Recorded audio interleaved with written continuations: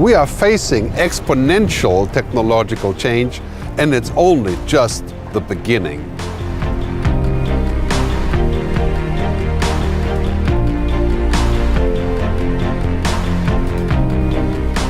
If you're a musician, publisher, or car maker, you know this too well. Sector after sector, industry after industry, we're waking up to the fact that the future is already here. We just haven't noticed. Think about that if you're a banker, a doctor, a lawyer, an accountant, or a marketer. Your career may soon be impacted or simply be over. If your profession is built on routine, it will be automated. So before you choose a career, make sure it has a shelf life. 50% of our jobs will be automated within the next 10 to 15 years. But the good news is that the vast majority of new jobs hasn't even been invented yet. Anything that cannot be digitized or automated or otherwise done by robots will become extremely valuable. Human-only work is our future. What I call the megashifts, such as datafication, automation, cognification, and robotization, will bring us magical new possibilities. But some of them are also making us manic or lead to toxic side effects. If you're spending more time communicating with screens than with human beings, maybe now is a good time to check back in with Team Human. Soon that screen you'll love so much will be a bot that will sound and feel very much like a friend, your friend, making it even harder to turn off. Are you already overconnected or digitally obese? Has big tech made you a happier person or just a busier one?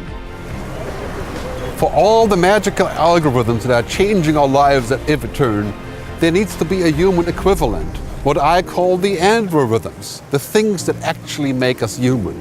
Compassion, ethics, mystery, design, morals and values.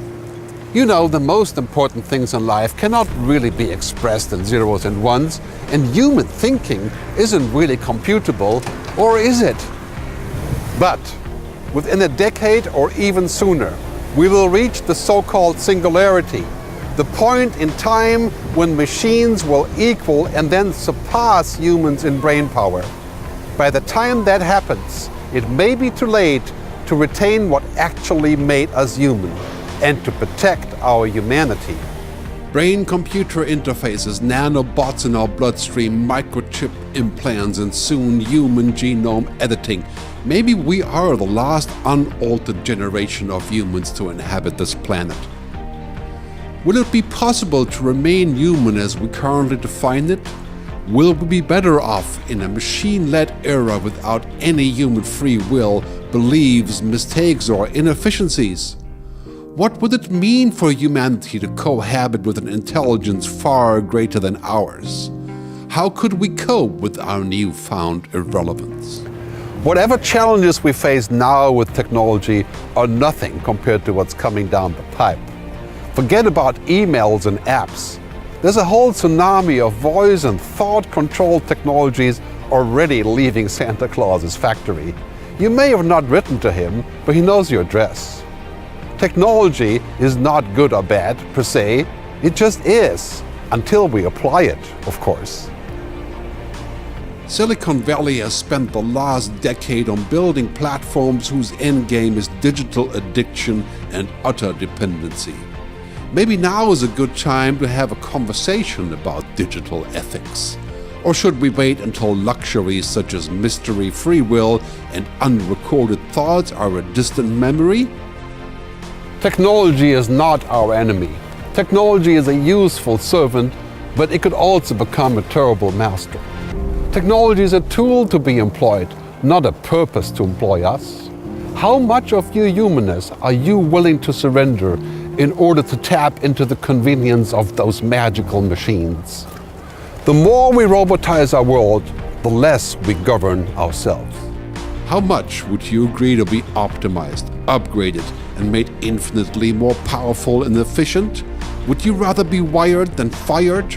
Are we destined to just merge with technology, to become one with the machines? The future is no longer just a time to come, it's more like a state of mind. Never in human history has the present been so temporary. Humanity will change more in the next 20 years than the previous 300 years. It is now imperative to remember that technology is not what we seek, but how we seek. Let's embrace technology but not become it. Because the future is much too important to be left to algorithms and intelligent machines. Let's define our own future before it gets decided by mission control.